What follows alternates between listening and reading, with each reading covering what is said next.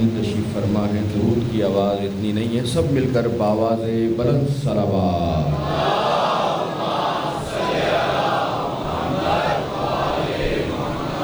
اعوذ باللہ من الشیطان الرجیم، بسم اللہ الرحمن الرحیم۔ ما شاء اللہ لا حول ولا قوة الا باللہ العلی العظیم۔ الحمدللہ الملک القدوس السلام المؤمن المہیمن العزیز الجبار المتکبر الحق الذي قوله حق ووعده حق وأمره حق وقال الحق في حقه ويعلمون أن الله هو الحق۔ الصلاة والسلام على النبي الحق والنبأ الحق وصاحب كتاب الحق وقال الحق في حقه إنا أرسلناك بالحق هو أبو القاسم محمد۔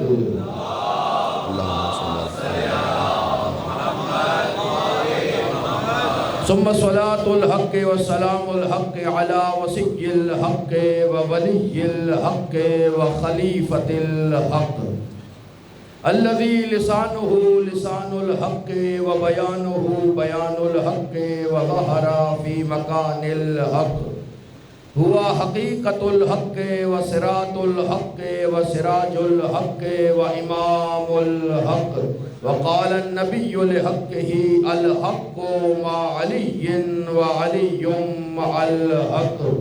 اللهم أدر الحق حيثما دار علي وعلى آله الطيبين الطاهرين الحقيقيين المعصومين ولعنة الله على أعداء الحق أجمعين من يوم عداوتهم إلى يوم الحق۔ بسم الله الرحمن الرحيم۔ قل هو الله أحد الله الصمد لم يلد ولم يولد ولم يكن له كفوا أحد۔ مل کر صلوات۔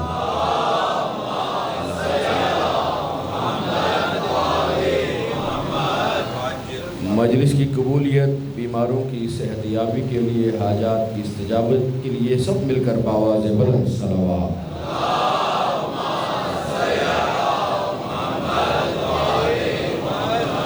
ابھی حال ہی میں جو سانحہ لسبیلا ہوا، پاک فوج کے جوان شہید ہوئے، ان کی بلندی درجات کے لیے ایک اور بآواز بلند صلوات۔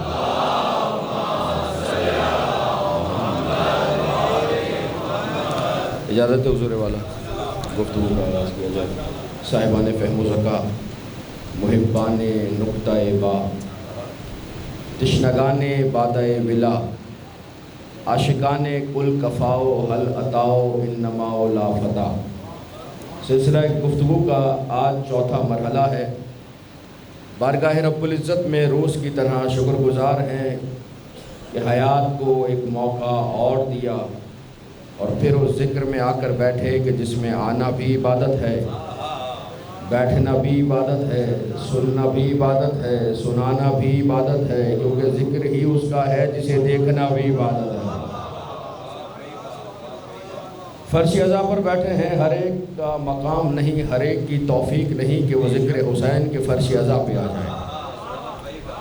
صاحبان فہم تشریف فرمائے، صاحبان علم تشریف فرمائے۔ فرش عزا پر میں نے شاید پہلے روز بھی عرض کیا کہ فرش عزا پر آئے نہیں ہے، لائے گئے ہیں۔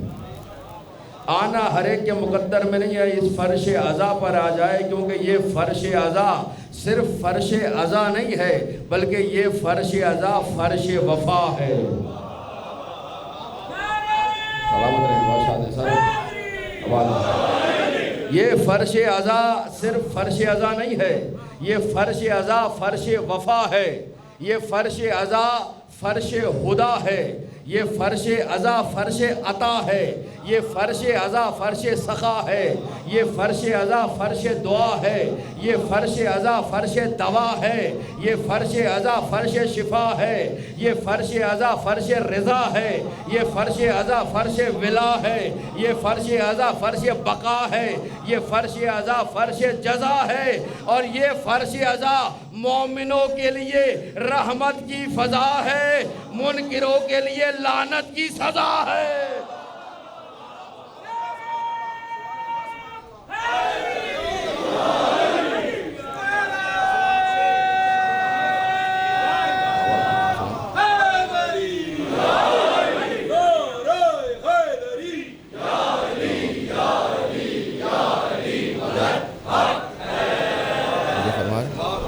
عظمت کا اندازہ ہو رہا ہے کہاں بیٹھے ہوئے ہیں؟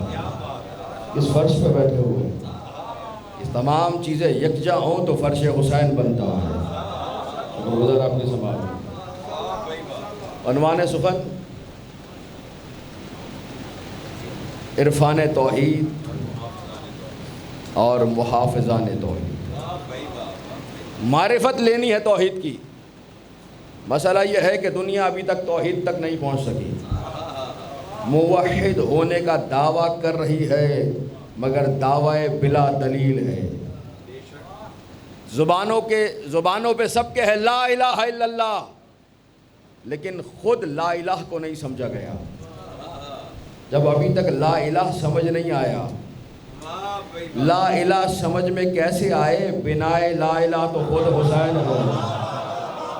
شکر گزار آپ کی سماعتوں کا۔ صاحبان علم، صاحبان فہم تشریف فرمائیں۔ اشارہ کروں اور پہنچ جاتے ہیں، اتنی حسین سماعت ہے۔ لا الہ بنیاد اسلام اور لا الہ کی بنیاد حسین۔ آج تک حسین کو نہیں سمجھا گیا، لا الہ الا اللہ خاک سمجھ میں آئے گا۔ یہ تو شاعر نے کہہ دیا، یہ تو فلاں نے کہہ دیا، اب ان کے کہنے کا کیا معیار ہے؟ ان کے کہنے کو ہم نہیں مانتے کہ بنا لا الہ حسین ہے۔ اچھا نہیں مانتے تو پھر آپ کے حوالے کر رہا ہوں امام علی ابن موسیٰ الرضا صلی اللہ علیہ وسلم۔ کچھ چہرے میں نے دیکھے جو درود نہیں پڑھ سکے، امام کے نام پر بآواز بلند صلوات صلی اللہ علیہ وسلم۔ امام جب نیشا پور میں آئے ہیں، علی رضا وہاں میرا عشرہ ہے، امام حیات امام اور امام حیات، روزانہ ایک امام کی ذات پہ گفتگو ہو رہی ہے، جملہ آنے والے دنوں میں کہنا ہے، ابھی کہہ رہا ہوں۔ امام علی رضا کو رضا کیوں کہتے ہیں؟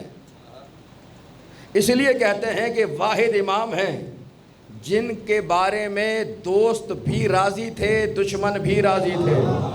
دوست ان کی حکومت پہ راضی تھے، دشمن ولی عہدی پہ راضی تھا، سب تسلیم کر رہے تھے، مقصد کچھ بھی ہو، علی رضا سب نے اسے تسلیم کیا۔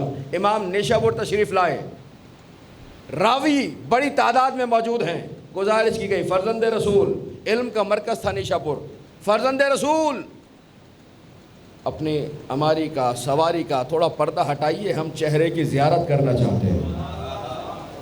جلوہ دکھایا، فرزند رسول کوئی حدیث بھی ارشاد فرمائیے، کوئی کلمہ کہیے، ہزاروں قلم تھے جو نکل کے آ رہے تھے، ہزاروں کرتاس تھی جس پہ قلم کی نوک رکھی ہوئی ہے کہ کچھ جملہ نکلے اور تحریر ہو جائے۔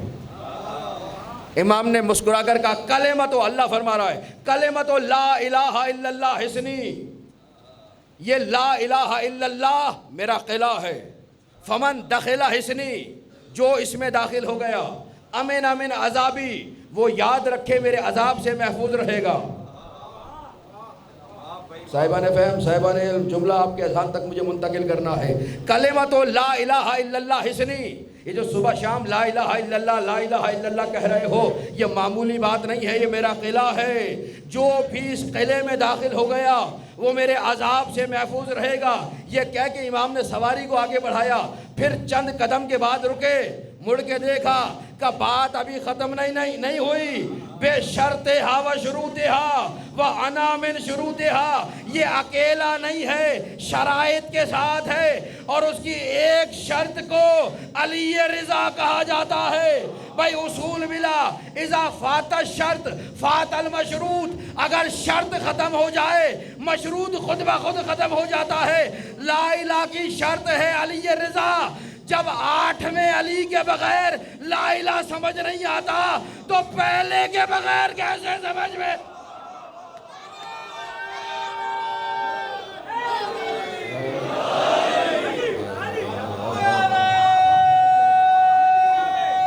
سب زبان ہے۔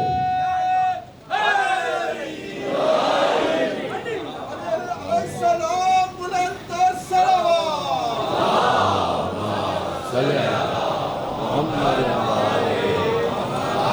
توجہ فرما رہے ہیں صاحبان فہم، عزت دار شخصیات، صاحبان علم تشریف فرما ہے۔ جب 8ویں علی کے بغیر لکھا سب نے لا الہ سمجھ نہیں آئے گا، شرط ہے، شرط نکل جائے مشروط خود بخود ختم ہو جائے گا۔ پہلے علی کے بغیر سمجھ میں آئے گا نہیں، اسی لیے کیونکہ یہ ہیں محافظان توحید۔ لا الہ کلمہ ہے، اس کی حفاظت کرنے والے یہ ہے۔ اگر حافظ نکل جائے، محافظ ہی نکل جائے، کون بچائے گا؟ ابلیس تو چلا ہے حملہ کرنے کے لیے، لیکن محافظ کا ہونا ضروری ہے۔ لا الہ الا اللہ، کوئی معبود نہیں اللہ کے سوا، یہ نا عرفان توحید کون دے رہا ہے؟ محافظان توحید۔ آج کی گفتگو یہ توحید کہتے کسے ہیں؟ کیا معنی ہے توحید؟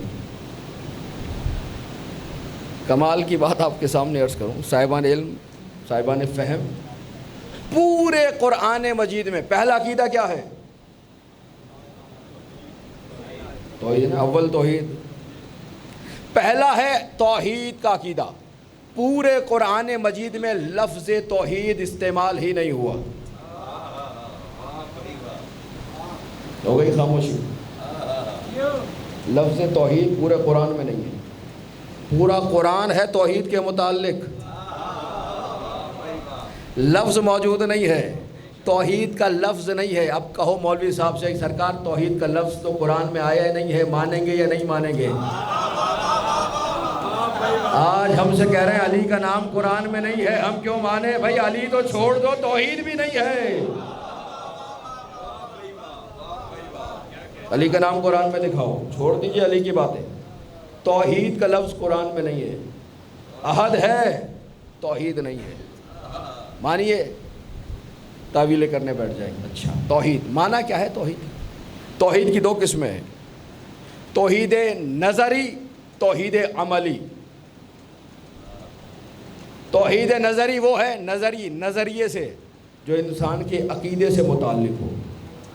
اگر توحید کا عقیدہ رکھ رہا ہے تو توحید نظری ہے۔ توحید عملی کیا ہے؟ وہ عقیدہ اگر عمل کے ذریعے ظاہر بھی ہو رہا ہے۔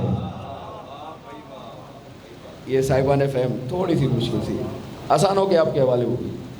اگر صرف نظریہ نہیں، عقیدہ نہیں ہے، عمل میں بھی توحید نظر آ رہی ہے، توحید عملی عمل میں نظر آتی ہے۔ توحید کا عمل سے کوئی تعلق ہے؟ عمل میں توحید عمل میں ہے کیا؟ توحید کس بات کی وحدانیت؟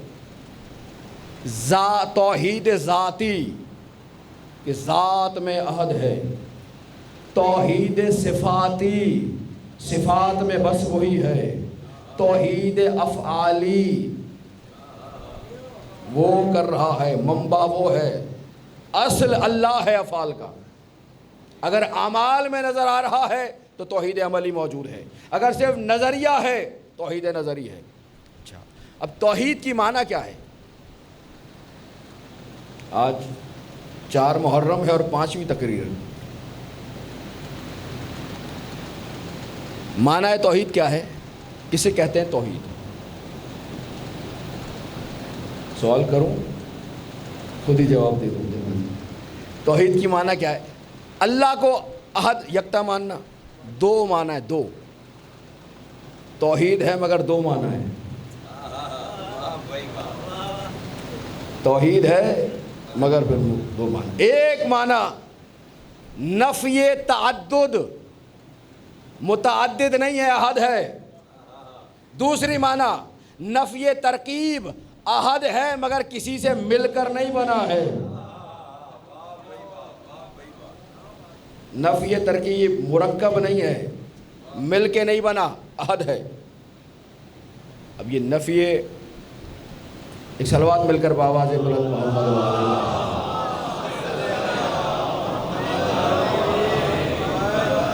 اور کوئی جانا چاہتا ہے تو چلا جائے، صلوات مل کر بآواز بلند محمد۔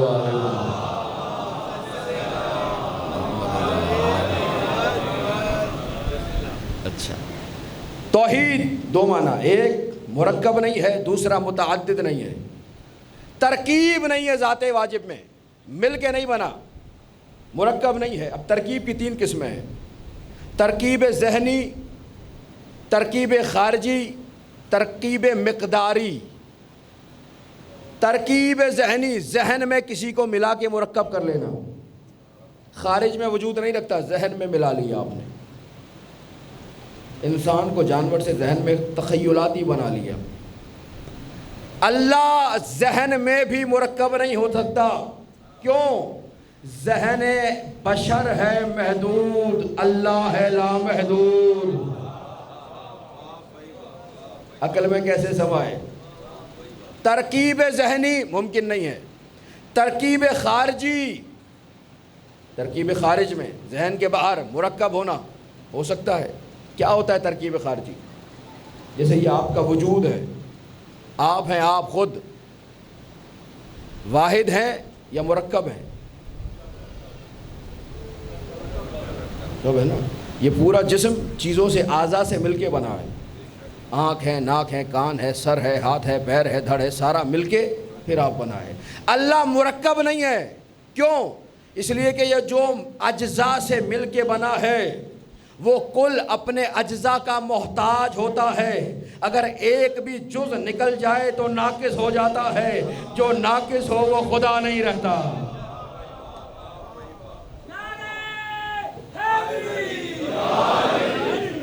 ایک صلوات بھی اسی طرح محمد و آل محمد کی ذات۔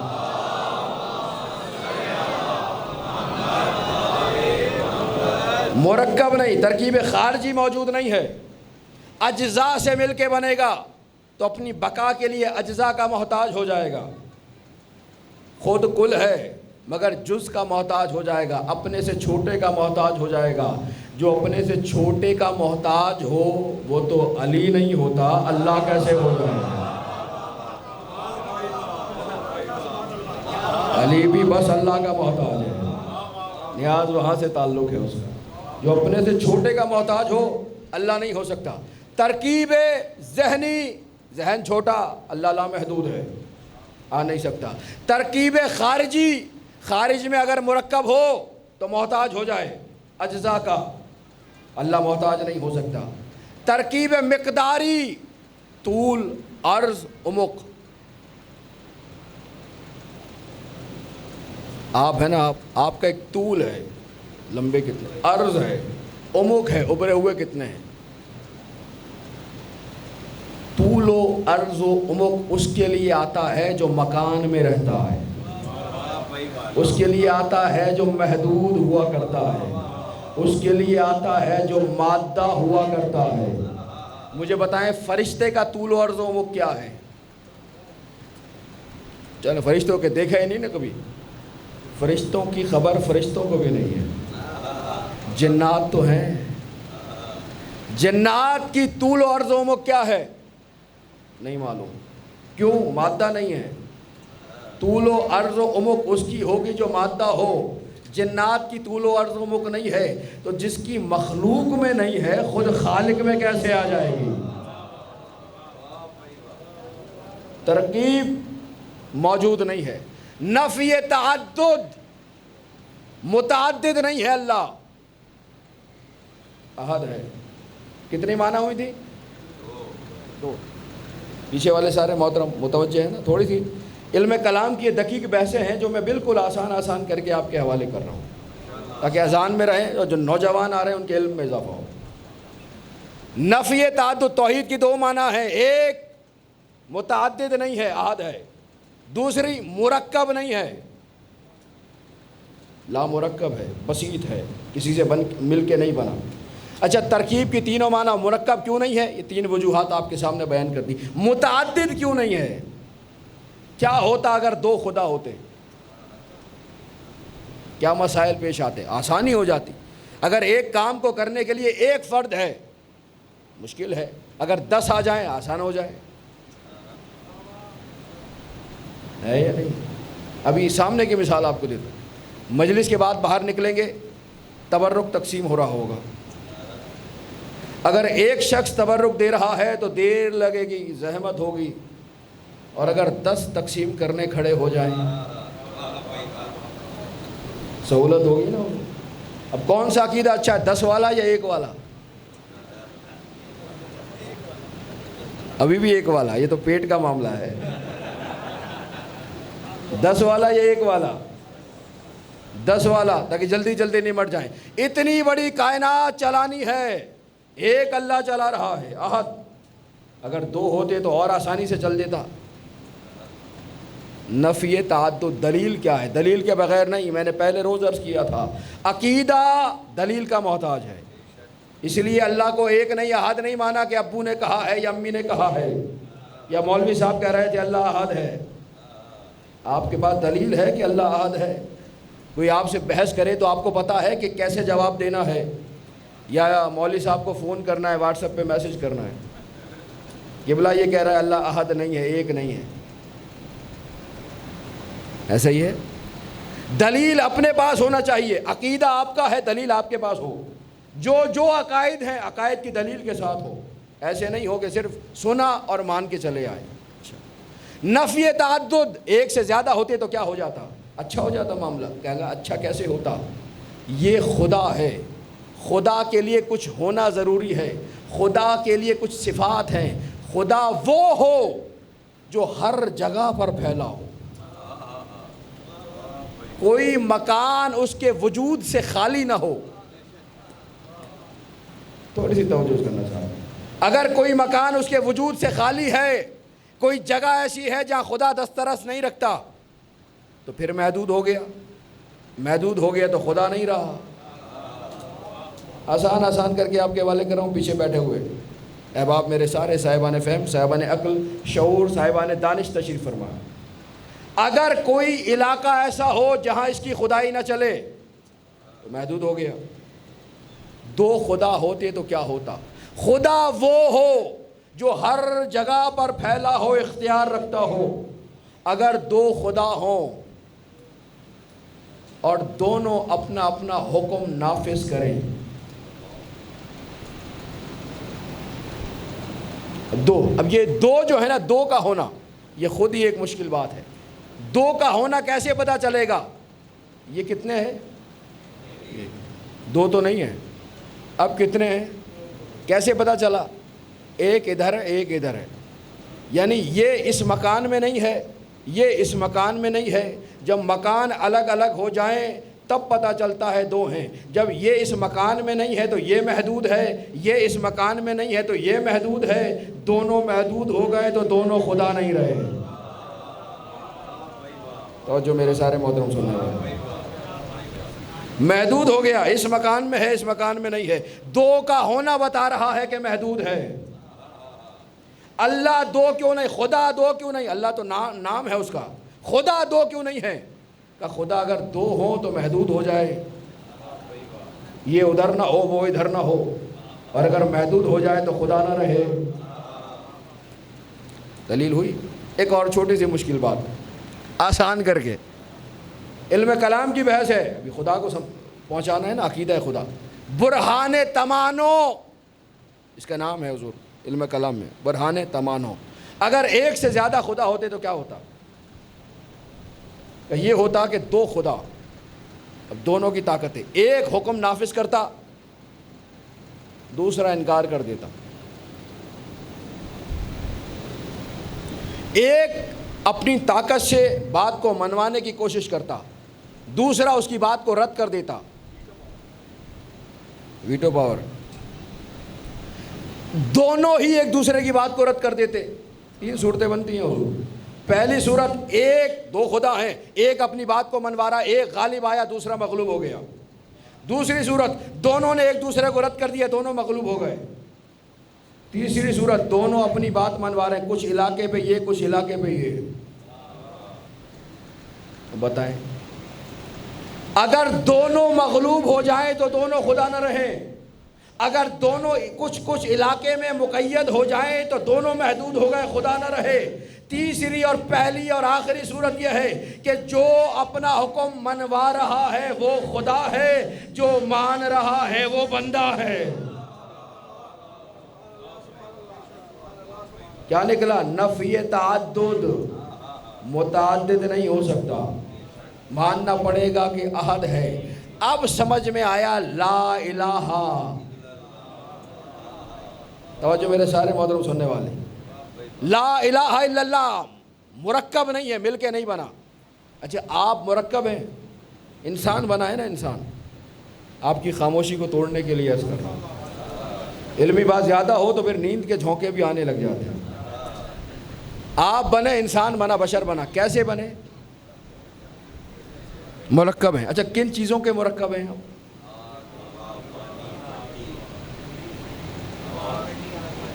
کس سے بنا انسان؟ عناصر اربعہ سے بنا، آگ، ہوا، مٹی، پانی۔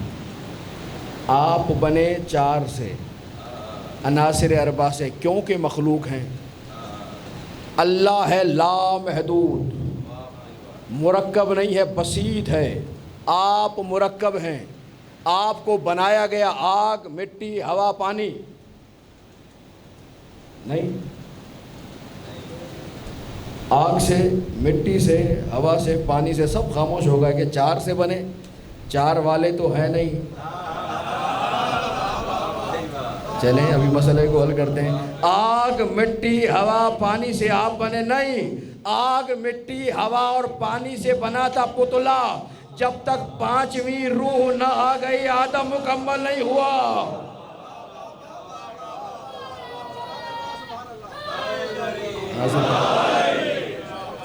صلوات بھی اسی طرح محمد و آل محمد کے ذات پہ۔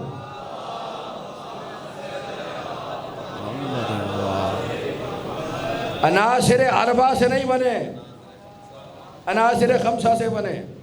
مشہور کیا گیا عناصر اربعہ سے بنایا ہے انسان کو، لکھ دیا گیا کتابوں میں عناصر اربعہ سے آپ بنے۔ اچھا مان لیا عناصر اربعہ سے بنے، میں یہ عناصر آپ کو دیتا ہوں، آگ، مٹی، ہوا، پانی، اپنے جیسا بنا دیں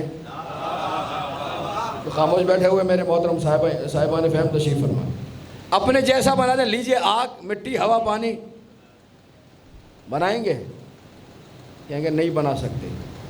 پتلا بنے گا، انسان نہیں بنے گا۔ بہت پڑھا لکھا نہیں بنانا، اپنے جیسا بنا دو، ٹیڑھا باکا اپنے جیسا بنا دو۔ کہنے لگا نہیں بنا سکتا، ابھی تو کہہ رہے تھے عناصر اربعہ سے بنا ہے، بھئی عناصر اربعہ ہی تمہیں دے رہے ہیں، بنا دو۔ کہے گا خبردار نہیں بنا سکتا، تو پھر غور و فکر کرو، جب تم اپنے جیسا مادی خاکی نہیں بنا سکتے تو نور والا امام کیسے بناؤ گے؟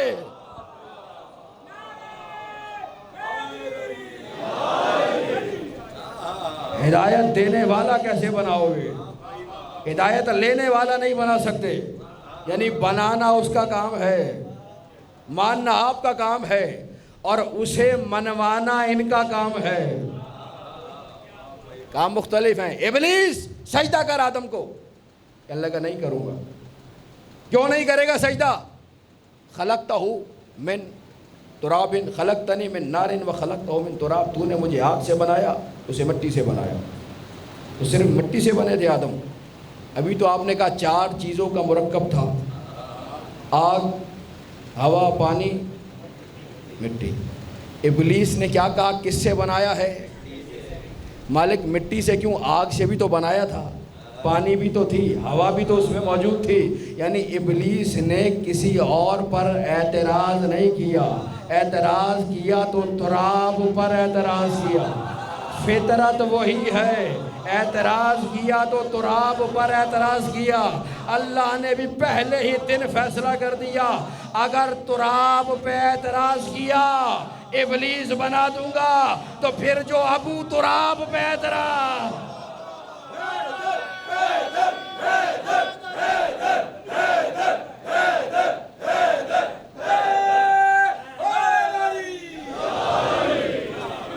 اور جو فرما رہے میرے محترم سننے والے صاحبان فہم تشریف فرمائیں، شکر گزار ہیں ہاتھوں کا، زبانوں کا، تائید فرمانے والوں کا۔ ابلیس اللہ کو مان رہا تھا، توحید پرست تھا، مانتا تھا مرکب بھی نہیں ہے، مانتا تھا متعدد بھی نہیں ہے، مگر کیا کریں؟ عرفان توحید کے لیے محافظان توحید کی ضرورت ہے، ان کے بغیر نہیں پہنچ سکتے۔ وہ سیدھا مستقیماً پہنچنا چاہ رہا تھا، جسے منوایا جا رہا ہے اسے چھوڑ کے پہنچنا چاہ رہا تھا، تو جب اتنا بڑا عبادت گزار ابلیس انہیں چھوڑ کر خدا تک نہیں پہنچ پایا، کہنے لگا نہیں انہیں نہیں مانوں گا، آدم کو نہیں مانوں گا، کیوں؟ اسے تراب سے بنایا ہے، انکار کر دیا۔ اچھا ہوا بھی عجیب فیصلہ، اللہ نے کہا فائزہ سویتہ ونفخت فیہ من روحی، جیسے ہی آدم میں اپنی روح کو پھونکو فقعوا لہ ساجدین، فوراً اس کے سجدے میں گر جانا، بس سجدہ کرو اسے، یہ میرا خلیفہ، انی جاعل فی الارض خلیفہ، میرا خلیفہ ہے، روح آئے سجدہ کرنا، تعظیم کرنا، مان لینا یہ بڑا ہے۔ کمال یہی ہوا، آدم کی تعظیم پہلے کرائی، آدم کے علم کا اظہار بعد میں کرایا۔ بس یہ فضائل کا آخری جملہ ہے، آدم کا علم بعد میں دکھایا، آدم کی فضیلت بعد میں دکھائی، آدم کے کمالات بعد میں دکھائے، جھکا پہلے دیا، تعظیم پہلے کروا لی، روح آئی سجدہ کرو، ابلیس سے نہیں کیا، اب علم کا اظہار کیا جانے لگا۔ فرشتوں تمہیں بھی دعویٰ تھا، تو یہ کچھ ہستیاں ہیں، ذرا ان کے نام بتا دو کون ہیں؟ لا علم لنا الا ما علمتنا، ہمارے پاس علم نہیں ہے، جتنا دیا تو نے بس اتنا ہی ہے۔ اچھا آدم تم بتاؤ یہ کون ہے؟ آدم کا پہلا کلام ہو رہا ہے، آدم کی افضلیت کو منوایا جا رہا ہے، مگر 5 کے ذریعے سے۔ آدم تم بتاؤ یہ کون ہے؟ آدم نے نام لیے بتا دیے، اپنے علم کا اظہار کیا، اپنے کمال کا اظہار کیا، یعنی اللہ نے یہ کیا، آدم کی تعظیم پہلے کرائی، فضیلت بعد میں دکھائی، لیکن جب علی ابن ابی طالب کی بات آئی تو علی کے فضائل پہلے دکھائے، غدیر میں مولا بعد میں بنوایا، علی کو کعبے میں پہلے اتارا، غدیر میں مولا بعد میں بنایا، علی کے لیے دیوار کو در پہلے کیا، غدیر میں مولا بعد میں بنایا، علی کے در پہ ستارہ پہلے اتارا، غدیر میں مولا بعد میں بنایا، علی کے لیے ذوالفقار پہلے بھیجی، غدیر میں مولا بعد میں بنایا، کل ایمان پہلے کہلوایا، غدیر میں مولا بعد میں بنایا، 2 انگلیوں سے خیبر کا در پہلے اڑایا، غدیر میں مولا بعد میں بنایا۔ بھائی آدم کو پہلے تعظیم ہے، بعد میں فضیلت ہے، جو فضیلت دیکھے بغیر انکار کرے وہ تو ابلیس ہے، اور جو اتنے فضائل دیکھ کے بھی نہ مانے۔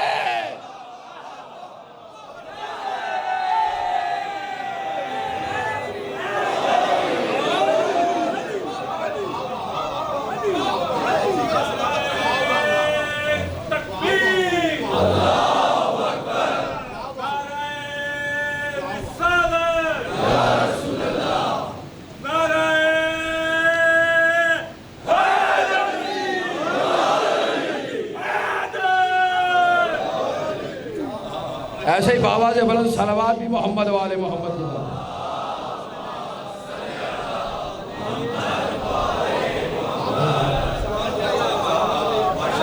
محافظان توحید ایسے ہو تو خدا تک پہنچائیں، جن کا اپنا ہی کچھ نہ پتا ہو وہ خدا تک پہنچائیں گے۔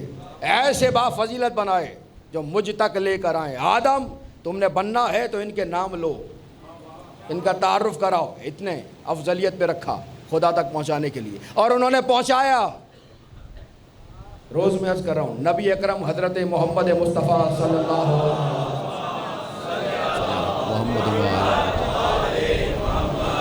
لوگ آتے گئے پوچھتے گئے توحید کیا ہے، خدا کیا ہے، اپنے اپنے نئے نئے نظریات بنائے، نبی ان نظریات کو رد کرتے چلے گئے۔ کل میں نے عرض کیا عیسائی آئے تھے، آج عرض کر رہا ہوں یہودی آئے، کیا نظریہ ہے؟ عزیر، حضرت عزیر علیہ السلام کو اللہ کا بیٹا مانتے ہیں۔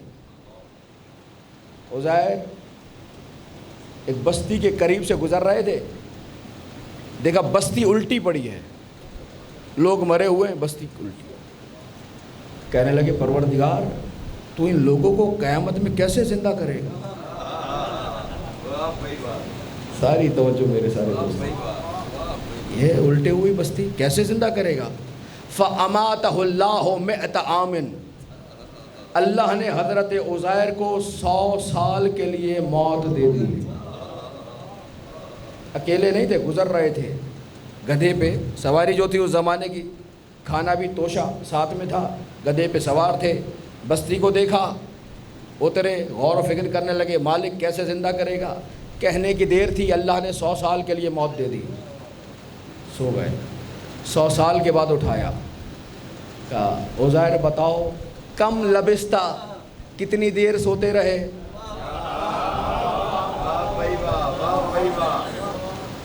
کہا یومن او بعد یوم، ایک دن سویا یا کچھ حصے، دن کے کچھ حصے میں سویا، تھوڑی دیر سویا؟ کہا نہیں، تم 100 سال تک سوتے رہے ہو. فانظر الی طعامک وَإِلَى الْحِمَارِ. اے عزیر ذرا اپنے کھانے کو بھی دیکھو، اپنے گدھے کو بھی دیکھو. فانظر الی طعامک وشرابک لم یتسنہ، تمہارا کھانا تمہارا پانی تر و تازہ ہے. وانظر الی الحمار، اب ذرا گدھے کو دیکھو. عزیر نے گدھے کو دیکھا، ہڈیاں بکھری ہوئی پڑی تھیں.